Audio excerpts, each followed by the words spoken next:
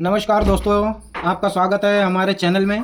तो आज हम लोग पढ़ने जा रहे हैं साधारण ब्याज एवं चक्रवृद्धि ब्याज।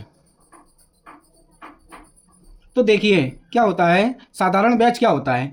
किसी एक व्यक्ति द्वारा दूसरे व्यक्ति या बैंक आदि से उधार ली गई धनराशि को वापस करते समय जो अतिरिक्त राशि दी जाती है उसे ब्याज कहते हैं। जैसे मैंने किसी बैंक से कुछ पैसे उधार लिए, उस पर जो है ना वो बैंक हमसे, जब हम उस बैंक को वापस करेंगे तो वो जो है हमसे उस पर ब्याज लेगी। तो ब्याज दो तरीके का होता है, एक होता है साधारण ब्याज, एक होता है चक्रवृद्धि ब्याज। तो आज हम लोग सबसे पहले साधारण ब्याज पढ़ेंगे और इसके क्वेश्चन रेलवे में कम से कम एक दो रेलवे में क्वेश्चन तो इसके मिलते ही हैं। तो आप लोग इस पर जो है कुछ ज़्यादा ही फोकस करें तो एक दो क्वेश्चन इसमें तो आपके पक्के ही हैं। तो देखिए साधारण ब्याज का फॉर्मूला क्या होता है कि साधारण ब्याज बराबर मूलधन गुणा दर गुणा समय बटे 100।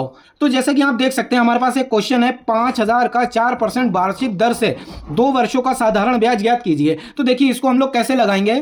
तो देखिए सबसे पहले हमारे पास देखिए मूलधन कितना है, मूलधन बराबर है हमारे पास 5,000, ठीक।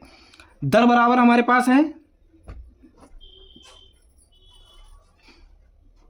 4%, ठीक है। और समय बराबर है हमारे पास 2 वर्ष। बस कुछ नहीं करना हमें, बस इस फॉर्मूले का ध्यान रखना है। तो फॉर्मूला है हमारा साधारण ब्याज बराबर मूलधन गुणा दर गुणा समय बटे 100। तो यहां पर हम लिखेंगे साधारण ब्याज बराबर मूलधन गुणा दर गुणा समय बटे 100। बस कुछ नहीं करना, सब कुछ हमारे पास है। बस इसमें हम अपने मानों को पुट करेंगे, 5,000 गुणा 4 गुणा 2 बटे 100। तो देखिए 2 जीरो से 2 जीरो कैंसिल हो गए और 4 दूनी 8 गुणा 50, 5 अट्ठे 40। तो जो हमारा ब्याज निकल कर आया वो हमारा आया है 400। तो बस ये इसका आंसर हो गया है। तो देखिए एक इसी तरीके का हम लोग एक क्वेश्चन और लगाकर देखते हैं। देखिए इस तरीके से भी आपसे क्वेश्चन पूछा जा सकता है कि 5% वार्षिक दर से 10 वर्षों के लिए 1,800 रुपये का साधारण ब्याज क्या होगा। देखिए क्वेश्चन वही है, सब कुछ करना भी हमें वही है, लेकिन इन्होंने क्वेश्चन को बदल दिया है। तो ज़रूरी नहीं कि आपसे इस तरीके से पूछा जाए और ज़रूरी नहीं कि इस तरीके से पूछा जाए। ये जो है एग्जामिनर के ऊपर डिपेंड करता है कि कैसे पूछना है कैसे नहीं पूछना है। तो आप लोग बिल्कुल भी कंफ्यूज ना हो क्या पूछ रहा है। मैं आपसे फिर वही बात कह रहा हूँ, क्या पूछ रहा है, क्या बताना है और क्या करना है। तो इस चीज़ का बस ध्यान रखिए। और जब भी एग्जाम हॉल में बैठें तो आप कम से कम एक क्वेश्चन पे 15 सेकंड से ऊपर ना लें, वरना आपके कई सारे क्वेश्चन छूट जाएंगे। तो देखिए इसमें हमारे पास देखिए दर बराबर इसमें इन्होंने शुरू में दे दिया है, दर बराबर 5%, ठीक है। यहाँ पर मूलधन देखिए हमारा क्या है 1,800 रुपये। समय हमारे पास कितना है 10 वर्ष। कुछ नहीं करना है, बस हमें फॉर्मूले को याद करना है और फॉर्मूले को बस लगा देना है।